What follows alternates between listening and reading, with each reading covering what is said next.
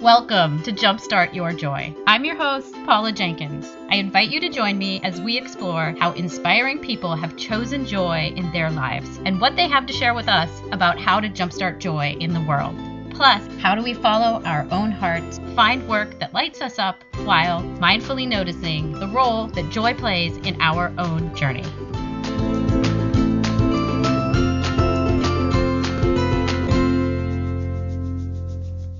Hello and welcome to episode 63. This is Paula Jenkins, a life and career coach and host of Jumpstart Your Joy.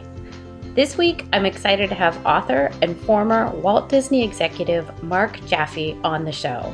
He and I talk about his new book, Suitcase of Happyness, which is all about how to achieve and enjoy your happiest life. We also take a deeper look at how joy and happiness have been impacted and how we can all get on the road to healing after the election of Donald Trump in this last week. First, I want to give you a warm welcome and say thank you so much for listening. If you want to follow along with this episode, you can get all of the show notes and find out more at jumpstartyourjoy.com/episode 63. If you want to subscribe, Jumpstart Your Joy is on all of the major podcasting syndication spots, which include iTunes, Google Play Music, Stitcher, iHeartRadio, and Player FM. If you head over to one of those and hit that subscribe button, please also leave a review. I love to hear from you guys. You can also leave comments and engage in more conversation over on the website at jumpstartyourjoy.com/episode 63. I do have an exciting announcement. If you want to start a podcast of your very own, I have a couple of resources for you. I'm offering a 5-day podcasting fundamentals class that starts with a reference sheet with all of the hardware, software, and services that you need to know about to launch your show. You can find a link to this on my website. You just look for the Start a Podcast button on the right-hand side, and that will get you started. And now, without further ado, the interview with Mark. Well, welcome to Jumpstart Your Joy. Today, I have an interview with Mark Jaffe, who is the author of Suitcase of Happyness. I am so happy to have you here, Mark. Welcome to the show. Thank you so much. There's nothing more fun than talking about joy and happiness. So it's great to be here. Yeah. I wholeheartedly agree. I'm so glad that we've connected. Would you like to share what were your early sparks of joy growing up? Well, I was blessed. I mean, while I wasn't born into a family of a great amount of money, I was born into a family with a great amount of love. And my parents treated my brother and I as their most important priorities, and we just got the most incredible foundation for achieving happiness later in our lives. We always had dinner together, which I continued with my children. We went on amazing trips together that were just amazing because it was the closeness of the four of us, and there was just so much love and support and guidance. And to me, parents, no matter what their economic status, can always give that to their children. And I was blessed to have had it. I really like that too. Because, there's something magical about, really, honestly, that dinner, because it opens up a space for discussion. It means that you make the time for each other. And I feel like sometimes when that's missing, then, children don't get into the habit of speaking, to adults, but also to their own family. Right. And there comes a place of closeness, and also having the comfort of speaking whatever you want. No judgment. And there were a lot of times my parents could have had judgment, justifiably, not in my favor, but there was never judgment. There was just counsel and advice and suggestions. And, that's the way that I raised my children as well. Really like that too. Yeah. Especially the piece about a non-judgment space, that it's that we're sharing ideas, we're talking about our day. If we don't want to talk about our day, we can talk about something else, but that it's just that space, and we all have a voice, and it's kind of equal weight, if you will. Mm-hmm. I agree. Well, and so do you want to share what it is that you do now, and maybe a little bit about how you got to where you are? Because I think that path is also, it's fascinating. Sure. So, I've had this amazing career where I used to run Walt Disney Records and put out the Beauty and the Beast and the Lion King and Little Mermaid. And focused on happiness and creating happiness for others, very, very early on. And then my career's morphed into a couple different places. I started two enterprise software companies, but this whole concept of happiness started for me very early on because I was extraordinarily unhappy. I mean, I had no friends. No, I had one friend, but he wasn't really well liked either, except by me. And I decided that as a child that I wanted to be happy, and to me, happiness was to be accepted by a group. So at 13 years old, I found a group that would accept me, and the price of admission was smoking cigarettes on the curb during lunch at the local 7-Eleven. So I did that and got involved with basically substance abusers, and I was so thrilled to be part of a group, but I still wasn't happy. And at that time, this is in junior high school. I mean, I don't think I've told my kids that story until they got much older. And then my parents moved to California when I was 15. And at that moment, I said, now I could be happy. Now I could find the right people. I could be popular. I could figure out what it takes to have joy in my life. And I studied the popular kids because that to me was happiness, to have this group of friends that were nice people that were really enjoying life. And I realized the few things it took to be that person. It was confidence, it was a sense of humor, it was a positive view on the life. And so I moved to California, quickly got a group of friends. But the most poignant moment that occurred was a year after I moved here. I was in this class called Awareness in Living, which, by the way, could only be offered in California during the 1970s, right? A whole class devoted to awareness and living. I mean, what were they thinking? But it was really about your personal growth and development. And one of the exercises one day was that you were assigned a random person in the room. They didn't know you had been assigned to them. And it was your job to write what you thought of them. And it had to be from the heart, and it had to be something that you truly believed, and it had to be constructive. So you couldn't just say someone's a jerk, because that doesn't do anything for them. So, of course, in high school, everyone's so petrified of what people think of them. I get mine. I still don't know who it came from, but it seemed like it was from somebody who didn't know me that well, who only had a perception of me. And what they wrote was, you see the world through rose-colored glasses. Do we live in the same expletive world? At that moment, I realized I had transformed myself. I had truly become a happy person because I projected happiness even as part of my being when I wasn't even trying. And that's why this person had this perception of me. And I've been working on being happier and happier and creating this enduring sense of lasting happiness my entire life since. I love it. I love it because, I mean, really, the quote that even started the show, so listeners, longtime listeners know it, but it's that joy is a choice and that we must keep choosing it every day. And I think that ties directly into what you're saying there around happiness, because it is something that we have to mindfully decide, whether it's in the awareness of living class or it's just in the awareness of being alive. We have this choice to kind of go towards and gravitate towards happiness or joy or whatever it is that you might want to call that mood. And I loved in your book that you have this awesome kind of hierarchy of what is happiness and joy and exaltation and all that. That was very cool. Well, Henry David Thoreau said that man is the artificer of his own happiness. Happiness doesn't come to those who passively wait for it, just like anything else in life doesn't come to those who passively wait for it. I mean, we have to choose it, make a conscious choice to choose it. And there's a woman named Agnes Repellier who had a quote also that just so resonates for me. She wrote, "It's not easy to find happiness in ourselves, and it's impossible to find it elsewhere." Beautiful. Yes. Yeah. Because it really is within. I know that you shared a beautiful story kind of that relates to this choice and kind of the sense that happiness and joy are not necessarily something that they aren't necessarily a given, that we have to be mindful about creating them and choosing them in how you named your book, The Suitcase of Happyness. Do you want to share that piece? Because I thought it's a beautiful and kind of deep way of opening up the rest of your book.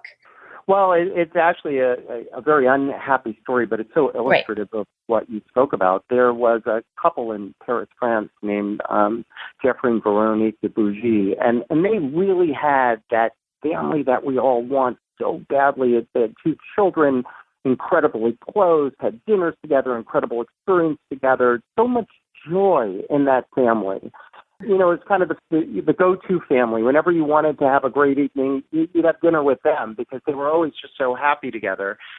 And one night, Veronique is out in Paris, and she's at a local cafe, and unfortunately it was one of the cafes targeted by the terrorists in November of 2015, and she was killed. Mm-hmm. And 3 days later, her husband was giving her eulogy, which you can actually still see on YouTube because of the notoriety of the event.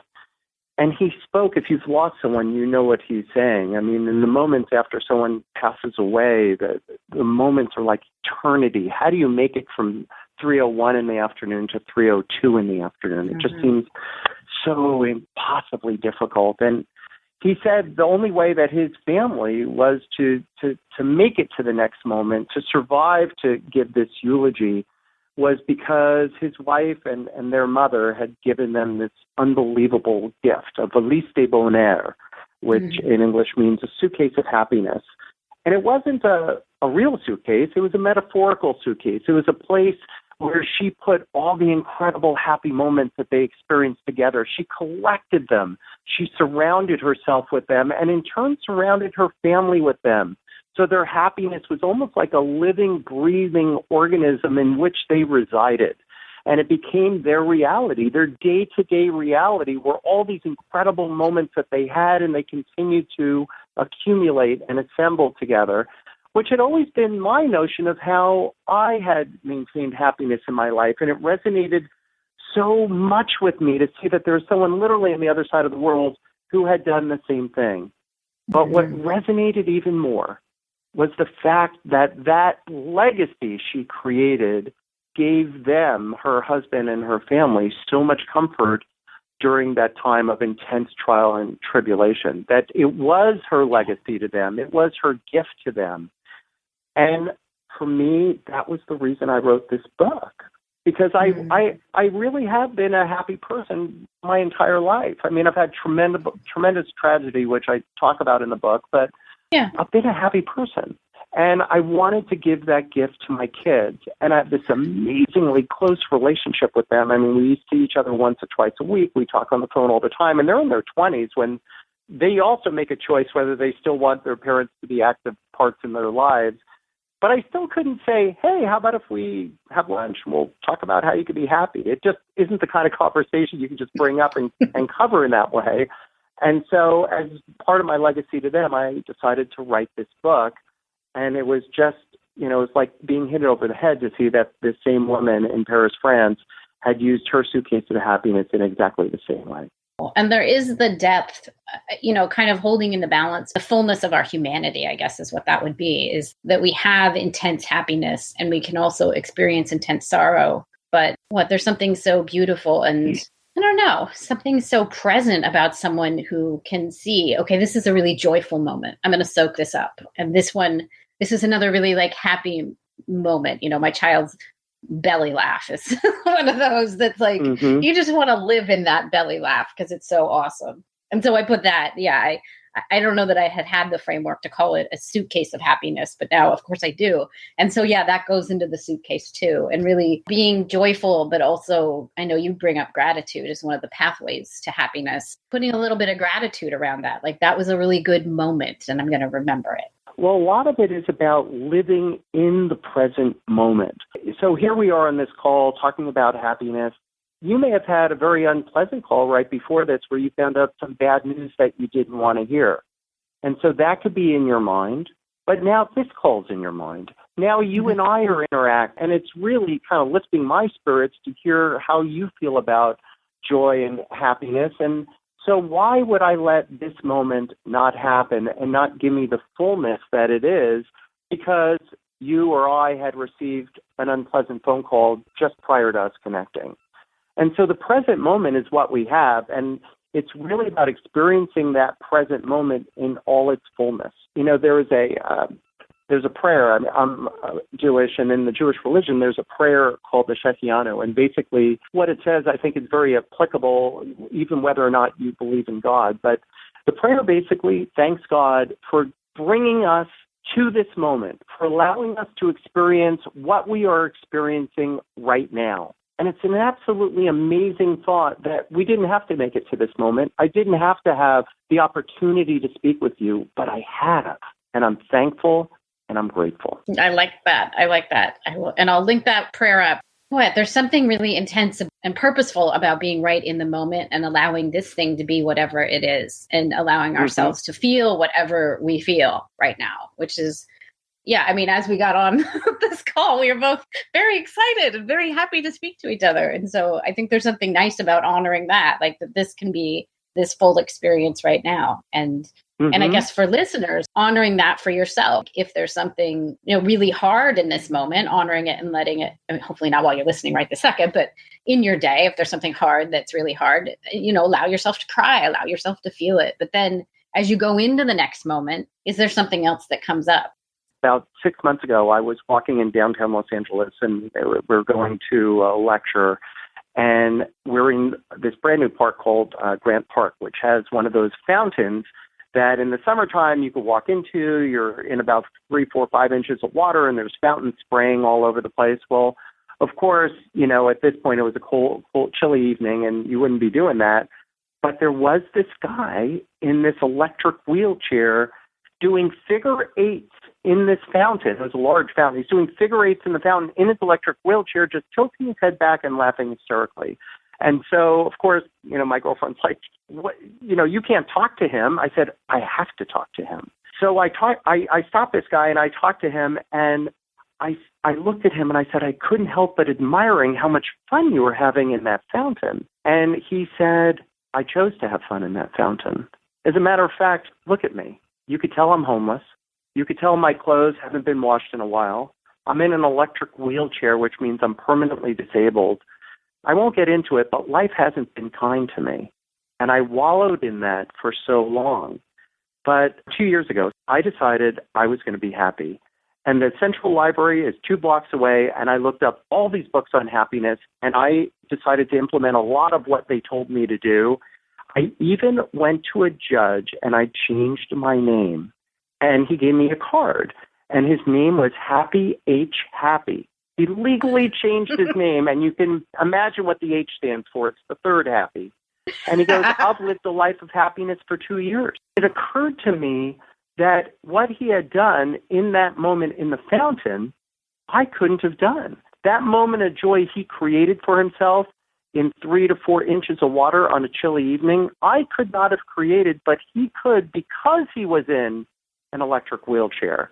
Because he was disabled and couldn't walk, he was able to create a moment of happiness I could never create because I did walk, and I wouldn't want my feet to get wet on a chilly evening. And I thought, how amazing is it that by choosing to create happiness, by accepting your difficulty or whatever is troubling you or whatever has impeded you in the past from being happy, he was able to create a moment of happiness that an able-bodied person would be unable to have. Yes.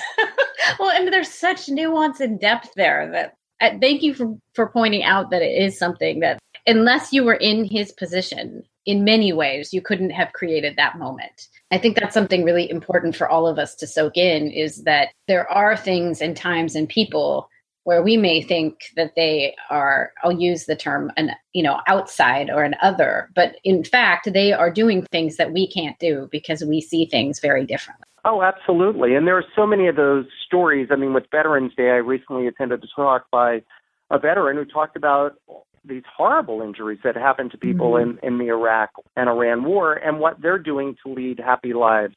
But for the majority of us, we don't have those permanent disabilities. What we have really is varying degrees of emotional anguish. And we allow ourselves, and we shouldn't, but we do, I do, we allow ourselves to be swallowed up by this rising tide of emotional anguish when in reality, it's just a small or mid-sized ripple of stress that are totally disproportionately disturbing this large pond of pleasure that we could have in the present moment. It's kind of like when you're playing that endless loop of something that's happened in the past. Oh, I should have done this. Oh, I should have done this. I wish I could have done this. And then an hour goes by and you still can't fall asleep. Well, that's already happened. The question is, what's in the present moment that you could do to move forward? And that's a really powerful question. There's probably a lot in there around whatever's eating you up. Is there a piece of forgiveness or just letting it go and letting it be, whatever it is, but also giving yourself the permission to be in this moment, whatever this moment is for you, especially if you're lying in your bed, because that really is the worst when you're letting your thoughts just churn and get eaten up over something that's happened, because I've surely been there. It does take some mindfulness and some purpose around it to make that a possibility. The thing is it takes acceptance. Mm-hmm. I think that happiness can exist side by side with our unhappiness, and often, acceptance is really the key to giving us permission to move forward. I mean, in the book, I describe how, this woman who I was deeply in love with tragically committed suicide, and how I was just enveloped in this unbelievable fog and darkness that no matter what I did, I just couldn't escape it. It just surrounded me, kind of like, that Charlie Brown character was, that dark cloud around him at all times. And I couldn't get out of it. And I'm talking to this one guy who's just this brilliant, business coach and life coach. And he said, you know what, Mark, why don't you, in a quiet moment by yourself, out loud, tell yourself how miserable you are. Talk about how unhappy you are. Talk about how you feel so bad and so dark and you don't know how to get out of it. I said, okay, that sounds like a good idea. And then what do I do? He goes, that's it. I go, what do you mean that's it? He goes, that's all you have to do. Just do that over and over and over. And trust me, over time, you will begin to feel better. So I did it. And the first week, I thought he was crazy. And the second week, I noticed like there's a slight crack of light in the darkness. Mm-hmm. And over time, what I realized was I was truly just accepting her passing. That's all that just happened. And once you accept, you give yourself permission to move forward. And today, 5 years later, acceptance has given me the ability to smile when I hold on to the memory of the love we had and to simultaneously live with the pain of her passing. Acceptance is just so important. Before we got on the phone, we were talking about the presidency. And you had mentioned how, it's been so difficult for many people who didn't want this particular outcome. And what do we do about it? What does someone do about it when you didn't want this outcome? I mean, I think that it was so polarizing that 48% of the population was going to wake up the day after Election Day stunned and confused and actually feeling like something had died. Because until you start to accept, I think something does die. And what dies is your sense of hope, your hope for your present, your hope for your future, and your hope for your children's future. But once you accept, you realize that the sun is going to rise, and it has risen. The last few mornings, Eckhart Tolle wrote that once we stop struggling against what is real and unchangeable, other feelings are able to become a reality, such as happiness and inner peace. And even George Orwell, whose book 1984 was the most dystopian view of the world, which no matter what side of the political spectrum you are on, it's not going to get that bad, said that happiness can only exist in acceptance. And, many people said, how do I get past this? How do I get past these feelings of incredible despair? And I think it is through acceptance. I mean, I've been watching the protests of the last 2 nights all across the country, and I think, there are 2 ways to go out there on the streets. One is to say, I'm going to protest, this is horrible, let's get rid of this guy, let's try to overturn the election. And that is an acceptance. I mean, that's not going to happen. We're in a democracy for a reason. The other type of protester went out there and said, okay, I accept that the person I didn't like got elected, but I want my voice to be heard. I want him to know that there's another agenda out there that he's going to have to contend with. And this is the first step in my plan moving forward, given the fact that he's president, to make sure that what's important to me gets heard and hopefully gets thought about in a meaningful and proactive way. And that, to me, are the people who have accepted the reality and are moving forward. And with that acceptance comes some degree of control and permission to be happier in other parts of your life. I think the really amazing thing is both, like you said, leaving space for both the feelings of being frustrated or dismayed or whatever that emotion may be for you as you look at what's happened in the presidential election, but also knowing there's other things possible in that moment, that you don't have to just stay with that one feeling. You can hold two feelings at the same time. So you could be upset and, in fact, joyful about something else, perhaps, but you can also be upset, but you could be resolved to then take some action based on what you believe. And even more than that, I don't remember, I think it's a Mother Teresa quote, but something around, they asked if she would march against something. And I think she said, no, I will only march for something. Like there's that really powerful, yeah, there's that really powerful stance about putting your energy towards something instead of getting stuck in the past.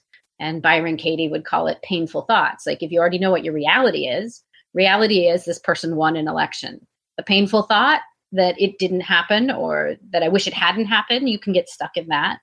But if you move forward with it and stand for something, I think what you said is so amazing, that we can then take the responsibility and say, well, this is the reality now, and here's what I want, and here's what I want to stand for as we move forward together. To use the Hillary word, but yeah, together. Well, no, that is the truth. I mean, we are in one country. All these statements of reconciliation by both sides ring true.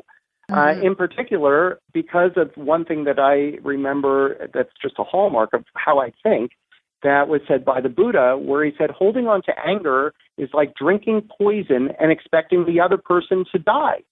It's not going to happen. Yeah. What's going to happen is you're only hurting yourself. And that whole concept about I'm only going to march for something is just so true. Because there's healing involved with that too, is then you can put your energy towards the things that are still possible instead of the things that are currently not possible. Right. And also letting your own happiness lead you there. Like, what is it that you want in this more perfect union? Well, that is actually such a key part of having a choice and a key part of the premise behind the book, which is really about the 4 laws of focus. Because what you focus on, you find. And that's the first law of focus. If you're going to focus on waking up in the morning and looking for what's happy in your life, you'll find that. If you're going to focus on your boss is going to give you a hard time again, and that client is such a drag to deal with, and you got to have an hour with him, well, guess what? You're going to find your boss giving you a hard time, and you're going to find that client being incredibly difficult. But if you're focused on other things that make you happy, like your lunch hour with your coworkers, or that person that always smiles and greets you every morning and how it just warms your heart to walk into the building that day, that's what you're going to find. And so what you focus on, you find. And like my story of my childhood, what you focus on and what I focused on as a child was being happy and being popular and getting a large circle of friends becomes real. And eventually you become what you focus on, just as I became a happy person, because for a number of years in my teenage years, that's what I focused on. And I think it's entirely possible. And it's really the mechanism by which you exact that choice for yourself to be happy or to find joy. I really like those 4 laws of focus. The law of attraction or whatever kind of is a popular thing right now, or has been. I think this really seems more tangible, more real in some ways, because it really is about when you turn your attention to something, then that's more of what you see. It was even said a long time ago. There was a philosopher named Adam Smith, who wrote a book called The Theory of Moral Sentiments, literally 250 years ago. Yeah. And he said that the number one thing that all people want is to be beloved. And he said the way to be beloved is to be lovely. And when you think about it, you've got to actively become what you want, and then you've actually got to focus on getting more of what you've become. Where the law of attraction sometimes falls short is it kind of just says, just become that and you'll attract that. It will come to you. But I don't believe that. I think you've got to go out and seek it, and you've got to find it, because what you focus on, you find, and you've got to continue to focus on and finding it. And some people say, it just sounds like so much work. Well, when I was 3 years old, I always thought it was a lot of work to brush my teeth in the morning. Like, every day I have to do this? Over time, it becomes second nature. No one ever thinks about, am I going to brush my teeth this morning? As an adult, you realize that's what you got to do, and you do it. And it becomes part of your livelihood, just like exercise or whatever you find important becomes part of your livelihood. And I think the dividends from focusing on joy and happiness are just so massive that I don't know how you could not make that part of your daily life. Yes. And the nuance there of that you're putting the action or you're actively seeking and acting towards the thing, I think is that difference between the attraction / manifestation piece. And then this, which is, no, you actually are putting your attention towards it and acting towards things that make you happy. In your book, you weave in this idea of legacy. That word keeps coming up on the show. I love it. I mean, Laura Sims talks about it. She's a life coach. And then Chris Gillibo talks about it, who, wrote Born for This. And I'll link those up. But what I really love about the way you talk about legacy is that it can be something that's even in the most simple of moments. Like, it doesn't have to be this grandiose, like, hey, there's my name on a building, which is lovely. Kind of like those tiny moments of happiness that you can put in your suitcase. But these legacy things can also be tiny moments that you get that you realize were so chock full of juicy goodness. I know you told a story in the book about a train ride where you had one of those moments. I don't know if you want to retell that because I thought it was awesome. I remember it was about 10 years ago, and I was coming back from a client in San Diego, and I decided to take a Metrolink train back to Los Angeles, and it's these long double-decker cars. I mean, it feels like it's 150 feet long. I mean, it's just these massive cars with rows and rows and rows and rows of seats. And I'm the only one in this one particular car. And the stop after I get on, this one guy enters, and he has tattoos literally everywhere, on his neck, on his face. I mean, he has a swagger, and I'm a little scared. I mean, I'm a little nervous because this guy is a tough-looking guy. And he walks on the train, and he's staring right at me. And I'm thinking, please, someone else join me on this train. And in all of the seats, and like I said, there are 150-plus seats, he sits across the aisle next to me. And I'm really scared now because this guy is clearly someone who has experienced some sort of trouble in his life. And he starts a conversation with me and says, so in prison, guards let us do our thing because they knew what we were doing was right. And he talks about in horrible graphic detail how the guards would basically turn over people that have committed certain crimes that are not very popular even among people who commit crimes, and how these prisoners would do bad things to them. And I realized that this particular guy has a tremendous amount of blood on his hands. And for the next hour, he's just telling me the story. And I realized I can't get up. I can't get up and leave because he will force me down. And I'm just, kind of praying that, the train ride's going to end and somebody else will come on the train. And no one else ever does for 2 hours. About an hour into it, he stops. He finishes all his stories. And I looked at him and I said, so what are you doing now? Because he had told me he was let out of prison that morning. He didn't have a belt on. He showed me his slippers that he was wearing. And when I asked him, what are you doing now? He paused and almost stuttered. And I realized there's an opportunity there. There's an opportunity for connection. The bravado in that fleetest of moments was gone. And for the next hour, he told me how he was going back to his girlfriend with whom he had a child. He didn't know whether she would accept him back. She didn't know whether he would let him talk to the baby. And he exposed this tremendous amount of anxiety and fear about this encounter. And I viewed it as an opportunity to connect with him and counsel him and talk about the strength he must have exhibited in prison to make it through such a horrible experience, and how he did the right thing for at least his survival, and how it was up to him now to be trust in the confidence of who he is to do the right thing in terms of rekindling the love with his former girlfriend, if it was possible, or at least rekindling a relationship with his child. And it was this unbelievable moment of a bond with someone with whom I had nothing in common, who I feared literally 60 minutes prior for my life. And so the train comes to Union Station, and I said, do you know how to get to the next train to go to your next destination? And he didn't.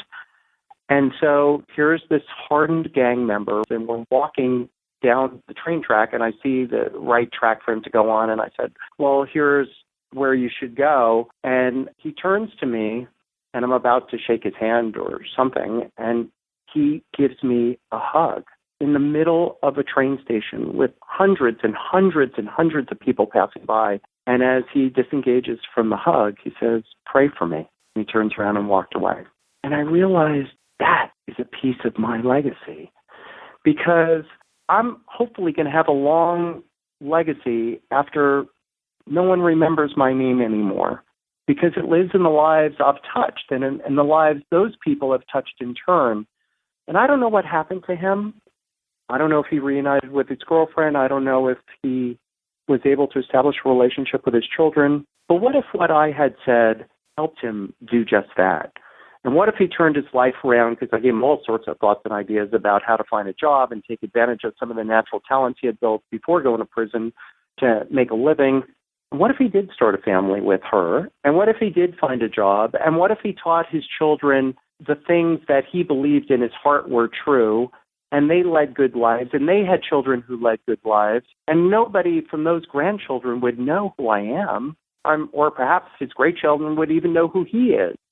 But the impact we had from our time on earth, the impact I created with him lives on in his legacy and his bloodline to the children and their children's children and their children's children. And to me, that is the legacy. It doesn't cost anything. It could happen in very simple moments. But the impact we have on others and the impact they have on lives that follow them, that I believe is our legacy.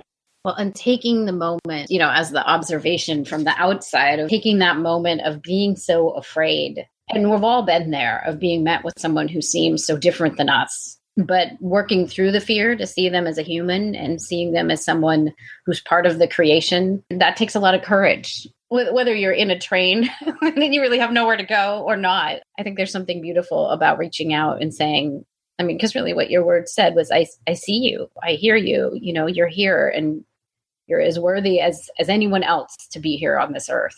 And it feels like that's some of what's missing in some of the discussions that happen around the politics right now or whatever. But I think there's that moment where we all have the choice again to say, hey, I see you. We're equal. We're both worthy. Well, what I found particularly fascinating about this election was what most people didn't realize were shared. I won't get into it, but there's a reason why both Donald Trump and Bernie Sanders had such incredibly passionate followings. Yeah. And it was because there was a shared sense of fear by those two different groups about their respective futures. Mm-hmm. In Trump's case, it was the disenfranchised middle-aged group that he was attracted to. And in Bernie Sanders, it was the millennial group that felt disenfranchised. And they both were fearful. And how amazing would it be if in the coming months and coming years, people acknowledge that fear and recognize that commonality that they had, because we are people. We do think about our future. We do worry that things will be okay. And that is a shared fear. And there's so much more that, despite this horrific sense of divisiveness, that we all share. And I think that could be the foundation for the coming together that our nation needs to have. I agree. Yeah. That's so interesting because that's, people go back and listen. Just the previous episode was before we knew the results. I was talking about, and it was a solo cast, but basically that same thing, that both sides are so afraid, and that's, if we can be gentle and tender and kind to one another and know that the fear is real. We have real fears, but both sides are feeling it. It's not like, it's only one side. It's everyone was afraid of something, because whatever the election was going to mean would mean that other people, that their vision was not coming to life for the next 4 years. And they're afraid of that. And that's hard. But I think if you can make the turn to the tenderness and the kindness, then I think you're right. That's very much where the healing starts. And the shared vision starts to come together of how do we help each other through the fear. And I think that's our task. You brought up a great point that I hadn't thought of about being on that train, that I listened with an open mind. Despite my fear of bodily harm, I listened with an open mind. And I'd like to say that was purposeful. I think it was because I didn't have much other choice but to listen, but I did. Yeah. And at the moment I sensed commonality, because there's commonality with everyone, I seized that moment. And that became the foundation for the second hour of our discussion.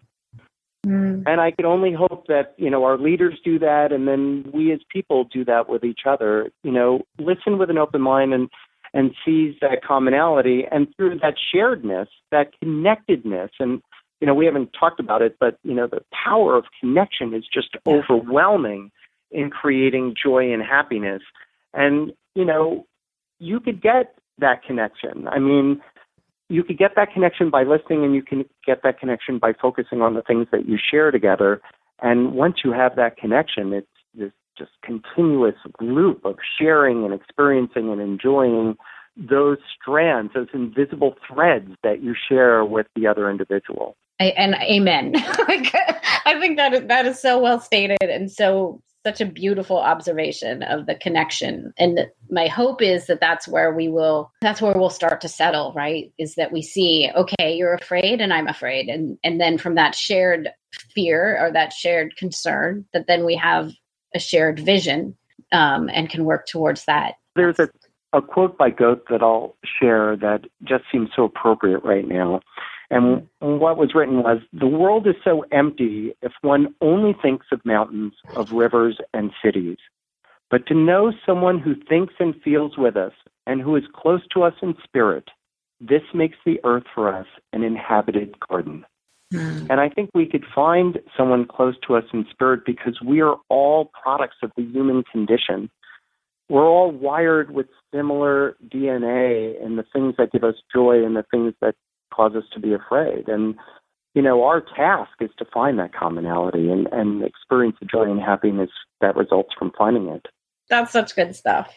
I think Goethe is a great place to just say that's beautiful. Before we, before we get into the last couple questions, thank you so much. This has been a really lovely conversation. Thank you, Mark. I've loved it too. Thank you.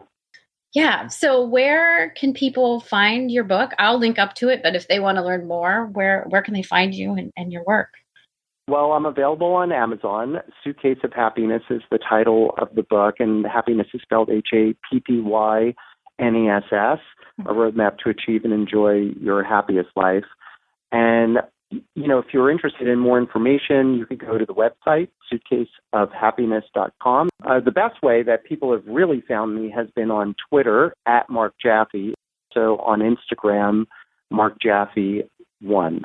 That's wonderful. Yeah. And I'll link up to all of it. If you're not somewhere where you can write that down right now, you can put it on the website. And thank you. So the last couple of questions that I ask everyone, I know you have a very full life with many moving parts. What does balance look like for you? And how do you maintain harmony in the midst of everything that's going on?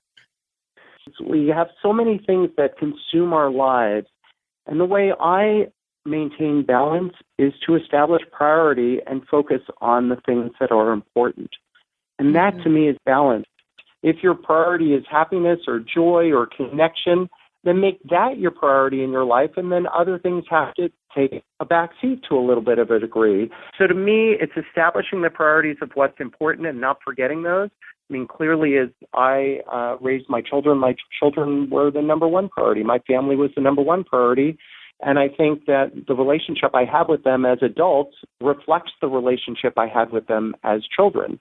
And so if that's your priority, you've got to make room for it. And trust me, in the music industry, there's a lot of ways to be busy at concerts and events and all these things that seem so important at the time.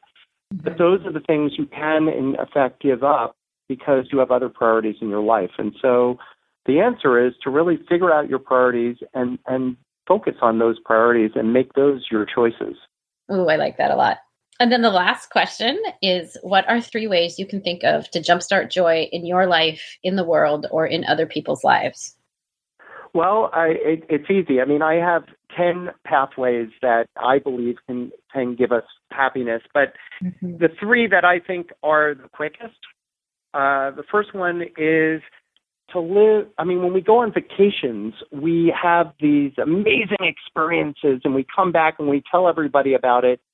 And I think the vacation itself becomes the vehicle to have that experience. But I live in Los Angeles. A lot of people come here on vacation. As a matter of fact, I remember one time I went on vacation to Newfoundland and to southeastern Minnesota, where, and if you live in southeastern Minnesota or Newfoundland, you'd be thinking, why would you ever come here? Because I thought it was an interesting place. And I created an incredible experience because I lived my life as if I was on vacation, because I was. Well, I think it's possible to create joy by living your life like you're on vacation the second you step out of your front door. And the one thing you'll notice is that there's tremendous serendipity when you're on vacation. I mean, Elizabeth Berg said serendipity is just intention unmasked. And if your intention is to live your life like you're on vacation, you'll be shocked at how much serendipity you have as a result of your day-to-day life. The second one is the power of passion. You know, by passionately engaging with your world, you give emphasis to the engagement. And you can engage in anything in passion. I mean, how many times have you heard about the mad scientist who was involved in this incredible experiment that he was doing, and all of a sudden it was 6 a.m. and he was still in his lab, and he didn't even realize the time had passed? Or if you're passionately involved in a conversation with a friend, and all of a sudden you're at a bar and the bartender says it's 2 a.m., you have to leave, and you realize you got there at 8. What happened to those 6 hours? Because the power of passion just is amazing. Passion multiplies everything in its path. If you're thinking you're happy, get passionate about something, you'll get 5 times as happy. Even if you have a task that you don't enjoy, if you engage in it with passion, that's kind of like how people are involved in gamifying everything. They make everything into a game, so it gives it more passionate to the engagement. And so passion can create the spark that ignites any smoldering task into a fire of excitement. I mean, passion has that ability to multiply everything in its path. And so look at your day moving forward and say, okay, which of these activities can I engage with, if not all of them, with a renewed sense of passion, and you'll be amazed at how much happy you are. And the last one is one we've touched on, and it's one that's so important to me, and that is gratitude. When I was a child, and we used to go on these great natural hikes up mountains, you know, at 6, 7, 8 years old, and we'd be walking on these trails in Maine and New Hampshire. And I remember my mom would sometimes stop and she'd pick a plant and she'd say, smell this, it's sage. And I would smell it and I'd be overwhelmed by the power of that smell. And she'd say, bottle that, Mark. Bottle that moment so you always have it. And bottle it became this kind of catchphrase in my family for taking a moment and being grateful for it and remembering it and having it crystallize as something you always look back to. And I could still visualize. I mean, I was 6, 8 years old. I could still visualize being on that trail with my mom telling me to bottle this smell or bottle this sight or bottle this emotion or this feeling that we're having. And gratitude is such a powerful way to have more joy. I'll just read you this other quote because it's one of my favorite ones by an author named Melody Beattie. And she said, gratitude unlocks the fullness of life. It turns what we have into enough and more. It turns denial into acceptance, chaos to order, confusion to clarity. It could turn a meal into a feast, a house into a home, and a stranger into a friend. Gratitude is just amazing in its power. And I would invite everyone to find a moment in their day and stop, bottle it, appreciate it. It will make it so much more poignant, and it will make your day so much more meaningful. Yes, I love it. Thank you. And that's such a beautiful way just to end this really lovely conversation, Mark. Thank you so much for being on the show. This has really been lovely. I've really enjoyed talking to you, Paula. Thank you for inviting me. Mark, thank you so much for being on the show. If you want to get links or find out more about Mark and his book, Suitcase of Happyness, head on over to the show notes at jumpstartyourjoy.com/episode 63. That's where you can get links to all of Mark's information, including his site and his social media links. And there's a link there to purchase the book, along with the many quotes that we shared. If you are hooked on podcasts and you're thinking you might like to start your own, you can go and enroll in my free podcasting fundamentals class on the site. It will give you my insights on why it's a great fit for your business or blog, and you can get to that link on the website at jumpstartyourjoy.com and look for the drop down at the top nav under classes and workshops, or it's on the right hand side of the page as well. For next week, I will be taking a break in honor of Thanksgiving, and I want to wish you all the happiest and loveliest of holidays. And it's my hope that you'll take some time to reflect on gratitude. I especially loved Mark's comment that gratitude is a powerful way to have more joy. I wish you the very happiest of Thanksgivings, and that you'll come on back for episode 64. And until then, I hope that your days are filled with so much joy.